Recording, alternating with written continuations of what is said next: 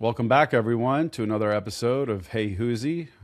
It's Mo, it's Nate. We're just going to dive right in. We've got some cool stuff to talk about, and I thought that it was interesting to make note of. There's a company in this space. I think it's RealPage. Let me just check my notes. Yeah, RealPage. And it's owned by a private equity firm, so there's your first red flag. The product at the center of it is what the industry calls revenue management software. And in plain text, all that means is it tells the landlord or the property owner what to charge, which is a cool little feature, especially if you are starting out, let's say, as an independent and you just purchased a property for an investment purpose and you have no idea what to charge. You're not a real estate broker. You haven't been in the space. You're just someone trying to make some money or set up for your future, your family's future. Understood. I think what's interesting is how it works. The mechanism is the whole story. So RealPage, which the landlords feed the information to, is private data. And it's not the stuff that you would typically look up, like on Zillow or Google or what have you. They're real numbers, and what they actually charge after the discount is how full the building is, when the leases end, late charges, when they missed payments, what they actually charge after discounts, the non-public type of stuff that is considered to be sensitive information. That's the stuff that you're seeing as part of this the software. It means that the numbers a competitor, I guess the numbers that the competitor sees won't be able to see because they're not part of this network. So that's a plus from what I understand. It also pulls data from, I think, other landlords, similarly to how like a real estate broker or brokerage or Zillow cross-references neighborhoods for price comparison. And it hands you back the price based off of what is available or what is priced within that market. Again, an interesting concept. It's just shifted to a different, slightly adjacent industry. And then the price that it hands you is shaped by what your competitors are secretly charging, because their numbers are also in that same pool. It's just not public knowledge. So I say that because I find that it is definitely a product that fills the gap, especially for folks that want to, set up an investment property that want to take care of their kids and their kids, and maybe this is something they're going to pass down, who knows, and they have absolutely zero knowledge and they don't necessarily know where they're going to go. They don't want to hire a broker. They don't want to have to pay out of pocket for, more advice, what have you. It kind of simplifies the whole process. I don't know what your thoughts so far on that, Nate, is, but it's been an interesting system. I think I wouldn't even consider it to be software. It's more of like how we can efficiently, what's funny? It reminds me of how this is going to sound, I don't even know if I want to say this. Like Italian mafioso family crime bosses would run their organization in a way. I think that's like right. in a way. I think that's exactly. I think you hit it on the dot with that one. You know what I'm saying? So I don't know. Minus all the violence, right? Typically, these companies like RealPage is the software. They have clients like Greystar and BlackRock who own a massive amount of. We're going to go apartment buildings, okay? Yeah. And typically, all this rent is adjusted with historical data. And with this new software, and we're kind of framing this around, well, I want to frame this around AI having some kind of brain here. Okay, so you don't have to directly tell it what you're trying to do, but it can infer as what you are trying to do. And what they're doing now is taking that new market data, so instead of a year or 5 years or whatever the history was, they're just taking comparables of that same day or in the future projections. And let's say I use it, I put in what I want to put my rent in as, and then Mo goes and says, hey, what should mine be? It would take my information without him knowing that it took my information and give him the same price with the same comparable kind of apartment. So we're basically price fixing without handshaking, saying, hey, this is what we're going to set our rent at, right? Okay. That's essentially what this thing is for these big customers that they have, like BlackRock. And in the past, they have been sued and paid out settlements, but admitted no wrong. So another red flag. It doesn't seem like, it's again where we talked about on the last couple of episodes is when do laws come in to regulate this kind of stuff? And how do you regulate it? Because AI can infer on what you're trying to do. So how do you take this piece of equipment or this software and say, hey, it doesn't know what it's doing. It's just doing what it's told. So because we're not colluding, we're colluding through something. We're not colluding directly. There's a couple of examples we'll go through later as to why this should probably be illegal. but as of right now, that's where it sits. So throughout like the last 2 or 3 years that they've been doing this, cities like Seattle and Portland and New York and San Francisco have all created city level laws against what they're doing. And then it gets to the state where the DOJ is saying, hey, we're going to make this illegal. RealPage is suing them now. But throughout all of that, these cities have known that it's going to be bad for the consumers of the people living there. Because the goal that RealPage has is to increase, and this is employees said in the documents from all this litigation that they've done in the past. Employees have come out and said the goal is not to get this right, not to get the number right, but it's to increase rent 3 to 7% annually.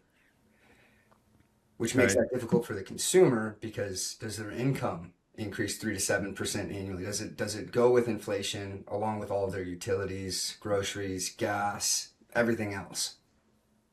Which makes it unfair and illegal, because then you ask yourself, it's first of all, it's legal to look at public prices. You can walk down the street, you can see what other buildings are charging, and then you can adjust your own price. Like that's been unanimous for the United States. I don't know for how long. But the thing here is that it's not scoring off quality of life. Like no, they're trading sensitive information with competitors to keep prices high. Everything is basically on the hush hush. Exactly. So it's not walkability, crime rate, lower the price, shopping, things to do. We need 3% minimum every year to increase in supply. Yep.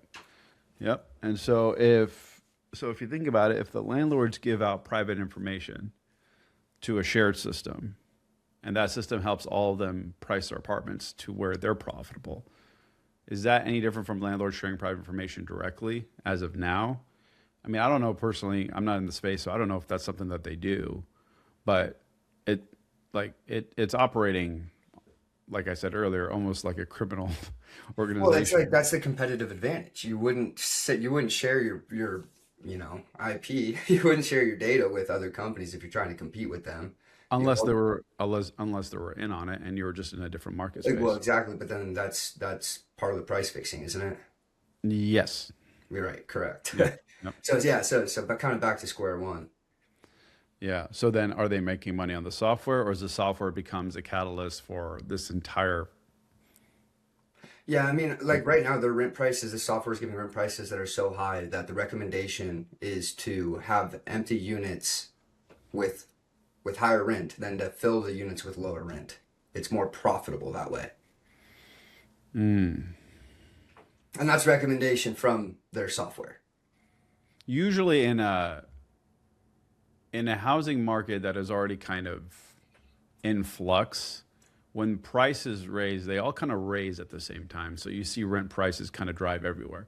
More in certain areas, right? It's going to be a little bit higher in cities, a little bit less in suburban areas, maybe a little bit less in non-development areas where perhaps it's lower income, but they're still going to rise. It's just the percentage is going to be, the amount is going to vary based on the location, right? Like you're not a $4 million apartment versus a $400,000 apartment.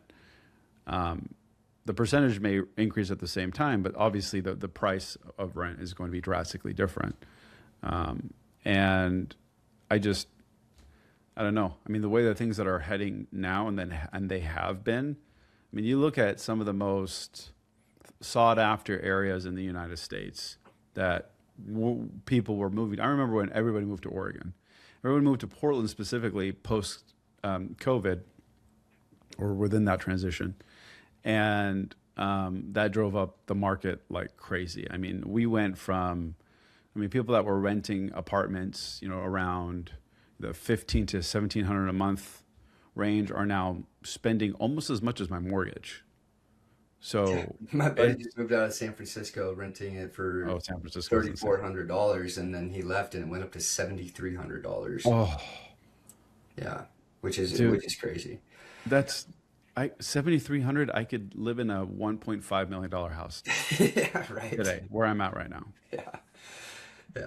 Like, But there's some comparables to what these people are doing. So when Amazon came out with their $9.99 ebook, Apple was like, well, we can't compete with that. So we're going to look at Apple essentially as the RealPages software. Apple goes, they're the hub. And they go to the publishers and they say, hey, we need you to increase all of your prices for publishing so Amazon can't do this anymore. But none of these publishers were talking to each other about increasing these prices. So Apple set a minimum that they need to increase or to publish the books for.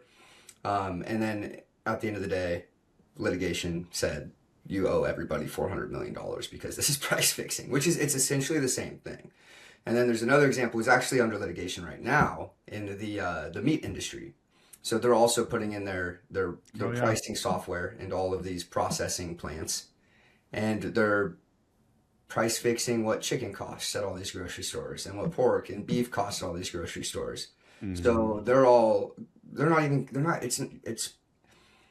it's essentially the software is the boss, the mob boss, and now all these processing plants that were competing against each other are just facilitating the transaction for the AI software. So they're not even competing against each other anymore to enhance their equipment or to be more efficient or to make better quality food. It's, hey, we're making a pretty penny. Let's just leave it at that. And that's why we need the Wow. competition. That's why we can't have the software telling people what to do. Yeah. It kills innovation. Yeah. But also, if you think about all the price, um, how they're structuring their pricing and utilizing this tool, and you look at, like you were saying, all the other areas of, I guess, economics and how our fucking world functions. Um, it's almost as like these corporations are creating their own monopolies. I think if you, I think if you played, I think if you paid congressmen and women and lobbyists like a really good wage, it would minimize or it would at least deter to some extent all of the shady in between deals, backhanded deals that lead to this kind of pandemonium chaos. Well, I think that's all that we have for you guys today. Is there anything else you wanted to touch on, Nate? Stay tuned for next episode. I do want to mention that we are going to give you guys some interesting value for setting yourself up for success regarding AEO, GEO, SEO, how you could do it easily without having to hire an SEO agency or a marketing agency. This is something that you guys can implement right away. So we're excited to talk to you guys about that. But Nate, is there anything else you wanted to touch on? No, I think that's about it. Just keep an eye out for the different ways that AI is being used as a weapon against you, right? We've talked about this on a couple of different episodes, so just be Right. aware of that. Cool. Well, All right. thank you, everybody. We appreciate y'all. We'll see you on the next one.